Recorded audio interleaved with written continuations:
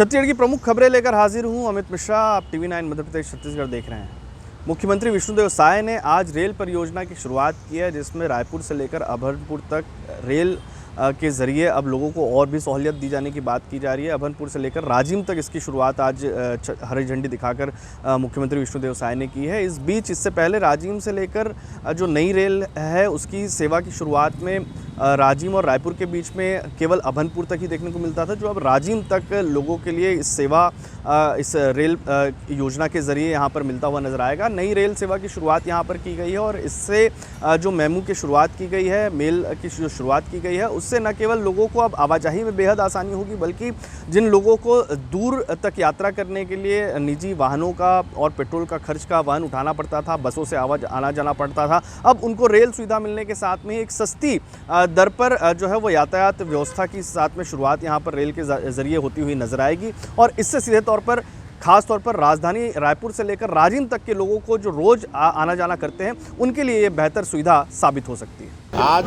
छत्तीसगढ़ के लिए बहुत ही गौरव का विषय है, ऐतिहासिक क्षण है।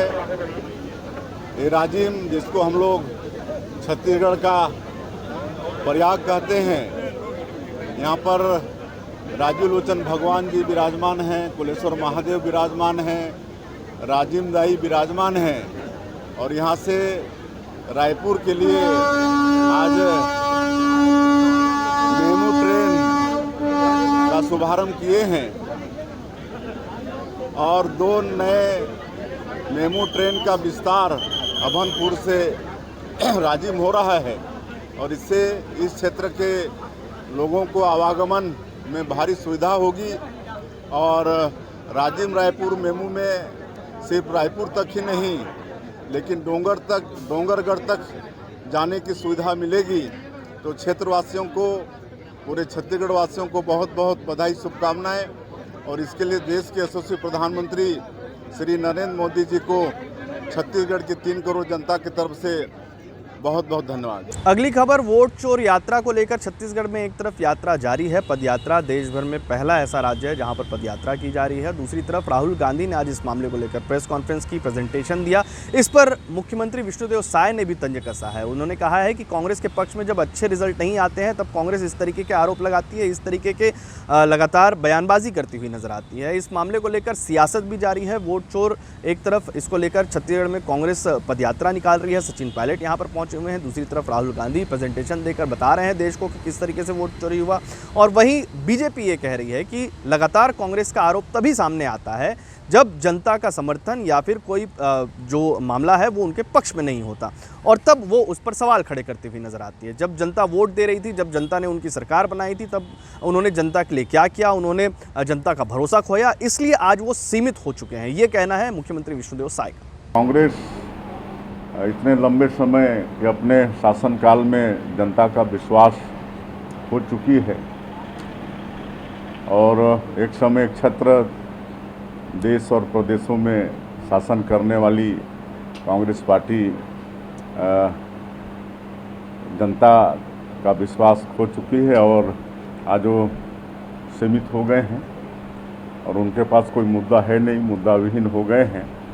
इस तरह से लगातार जब उनके पक्ष में कुछ अच्छा होता है तो कोई प्रश्न खड़ा नहीं करते हैं, लेकिन जब उनके पक्ष में अच्छा नहीं होता है तो ईवीएम में भी प्रश्न खड़ा करते हैं और मतदाता सूची में भी प्रश्न खड़ा करते हैं। ये उनकी मतलब संस्कृति है। छत्तीसगढ़ में अगली खबर भी शराब घोटाले को लेकर है। शराब घोटाले मामले को लेकर विधायक पुरंदर मिश्रा ने सीधे तौर पर पूर्व मुख्यमंत्री भूपेश बघेल पर तंज कसते हुए कहा कि पिता का हर्जाना बेटे को ही भुगतना पड़ता है।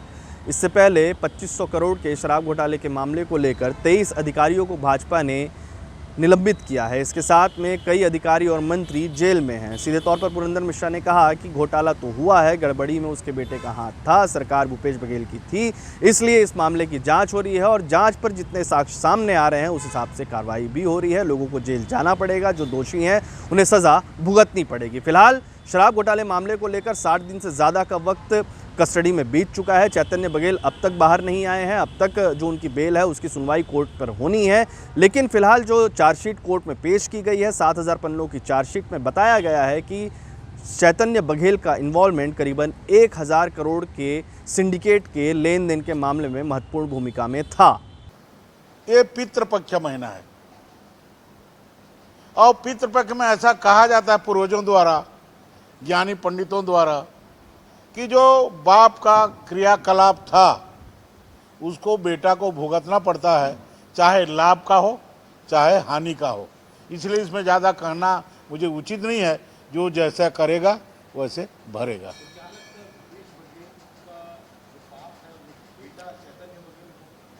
निश्चित ही इसमें किसी को छुपाने की बात नहीं है। कैबिनेट में इनका आबकारी विभाग का निर्णय हो गया था। 3200 करोड़ का घोटाला कांग्रेस पार्टी ने किया है, जिसमें 23 लोगों को, अधिकारियों को हमारी सरकार ने सस्पेंड किया।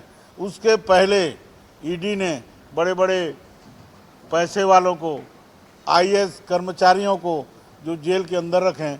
उसी बात से जानकारी मिलता है कि पिछला सरकार भ्रष्टाचार एक्साइज में किया है। छत्तीसगढ़ के महिला आयोग में एक दिलचस्प मामला सामने आया है। एक तरफ युवती ने पहले आरोप लगाकर युवक के साथ में अवैध संबंध की बात कही, उससे ज़बरदस्ती संबंध बनाए जाने की बात कही, उसके बाद शिकायत करके 50 लाख रुपए इस मामले को सेटल करने के लिए मांगे और उसके साथ में ही शादी को लेकर दबाव भी बनाया। इसके साथ में महिला आयोग पर शिकायत हुई। सुनवाई के दौरान पता चला कि युवक महज 17 साल का है, यानी कि नाबालिग है। उसके बाद महिला आयोग ने युवती से ही सवाल पूछा कि आखिरकार नाबालिग युवक के साथ में आपने 8 महीने तक अवैध संबंध कैसे बनाए।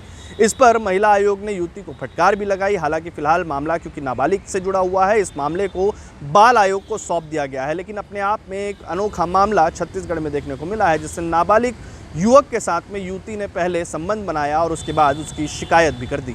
अगली खबर छत्तीसगढ़ भाजपा से जुड़ी हुई है। लगातार ओपी चौधरी के खिलाफ कई नेता, कई युवा नेता और इसके साथ में अलग अलग लोगों के आरोप देखने को मिलते हैं। वित्त मंत्री हैं ओपी चौधरी, छत्तीसगढ़ के कद्दावर मंत्रियों में से माने जाते हैं, पूर्व आईएएस रह चुके हैं। अभी ताज़ा मामला एक लेटर का विवाद उनके खिलाफ सामने आया है, जिसमें पूर्व विधायक, पूर्व भाजपा के कार्यकर्ताओं और सीनियर कार्यकर्ताओं ने जब उनसे मुलाकात करने की कोशिश की, उसके बाद घंटों इंतज़ार के बाद भी मंत्री ने उनसे मुलाकात नहीं की, जिससे नाराज़ होकर उन्होंने एक पत्र मंत्री को लिखा, जिसमें बताया गया कि इतने दिन इंतज़ार के बाद लगातार आपसे कुछ जनहित के मुद्दों को लेकर चर्चा करनी थी, लेकिन न तो आपसे मुलाकात हो पाई और न ही आपसे लंबे इंतज़ार के बाद में भी उनसे मिलने का मौका मिला, इसलिए वो क्षुब्ध होकर वहाँ से जा रहे हैं। ये लेटर अब सोशल मीडिया पर वायरल है। इसको लेकर कांग्रेस ने भी तंज कसा है। इसको लेकर ओपी चौधरी ने भी अपना बयान जारी किया। उन्होंने कहा है कि इस तरीके की राजनीति छत्तीसगढ़ में नहीं होती है। छत्तीसगढ़ में जो कांग्रेस की बात कर लें या फिर राजस्थान जैसे हालातों की बात कर लें, कांग्रेस के तरफ से इस तरीके की राजनीतियाँ लगातार देखने को मिलती है। उनके बीच में इस तरीके के विवाद देखने को मिलते हैं और कांग्रेस के पास में मुद्दे नहीं हैं,